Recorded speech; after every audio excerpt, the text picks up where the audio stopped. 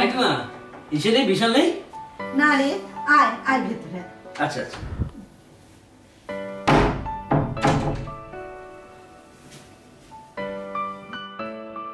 আরে চা খাবি? না কাকিমা চা খাবো না। কোথায় গেছো? আরে আর বলিস না, বাড়িতে না একটার পর একটা বিপদ চলছে। আচ্ছা। কিছুদিন আগে তোর কাকু হঠাৎ রাস্তায় একটা অ্যাক্সিডেন্ট করলো। হ্যাঁ, সে হ্যাঁ, পায়ের তো গেল। হ্যাঁ, মারা জায়গাতে সে ভেঙে গেছিল না? হ্যাঁ হ্যাঁ হ্যাঁ, আমার বলছি। তারপরে বিশালের হাতটা গেল ভেঙে। হ্যাঁ, সে তো নিয়ে গেলাম হসপিটালে। হ্যাঁ, 2-3 দিন আগে জানিস গ্যাসের বার্নারে হঠাৎ করে আগুন জ্বলে সে আমার তো কি অবস্থা। হ্যাঁ, আবার দেখ আজকে হঠাৎ তোর কাকুর চেস্ট পেইন উঠেছে। ওই তো বিশাল নিয়ে গেছে নার্সিংহোমে দেখাতে, জানিস? তাই নাকি? হ্যাঁ রে, কি যে হচ্ছে না বুঝি না, একটার পর একটা চলেছে। একবার ফোন করে বলবে না?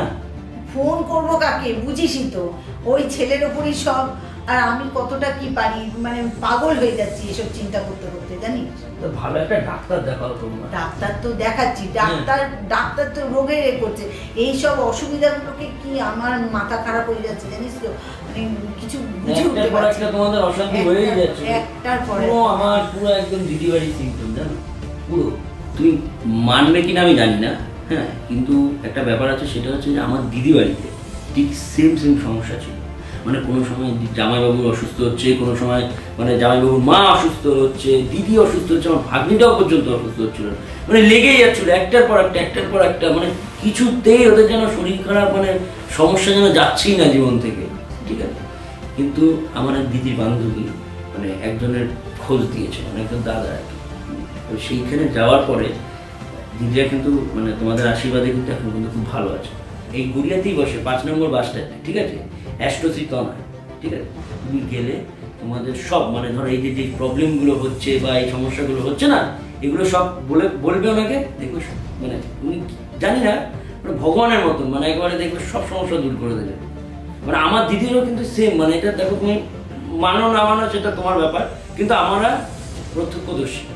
এবং আমিও গেছিলাম একটা প্রবলেম নিয়ে, ঠিক আছে? সেই প্রবলেমটা কিন্তু আমার সলভ হয়ে গেছে।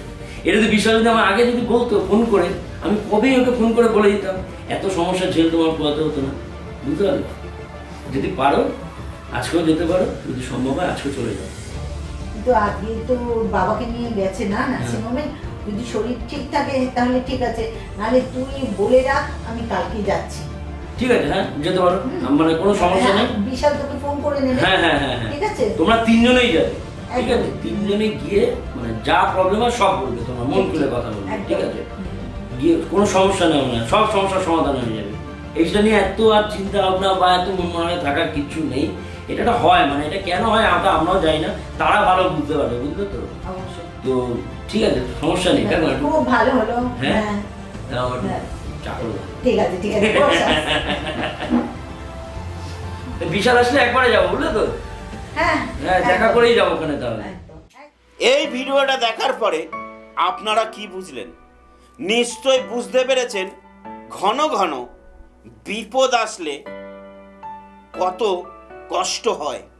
আপনার প্রিয় মানুষটার বারবার বিপদ আসছে, প্রিয় মানুষটা বিপদে পড়তেই থাকছে। এইটা আপনার হরোস্কোপ ছকের কোনো না কোনো কারণ থাকতে পারে। তাই বন্ধুরা নমস্কার, আমি শ্রী তনয়। আজকের আলোচনাটা এই বিষয়টা নিয়েই থাকবে। আজকের ভিডিও দেখানোর পরে একটা জিনিস বোঝানোর চেষ্টা করেছি, ঘন ঘন বিপদ হওয়া এবং বিপদ থেকে কিভাবে মুক্তি পাওয়া যায়। বিপদ থেকে মুক্তি পাওয়ার জন্য রিলের মাধ্যমে আমি অনেক ভিডিও ছেড়েছি। আজকে এইটুখানি বলবো, অবশ্যই হরোস্কোপ ছকটাকে বিচার করিয়ে নিন এবং হরোস্কোপ ছকের মাধ্যমেই আপনাদের সমস্যার সমাধান করে নিন। বিপদ থেকে রক্ষা পাওয়ার জন্য আমরা একটা জিনিস জানি, মহামৃত্যুঞ্জয় হোমযজ্ঞ করে মহামৃত্যুঞ্জয় কবচ যদি ধারণ করানো যায়, অবশ্যই বিপদ থেকে রক্ষা পাওয়া যায়।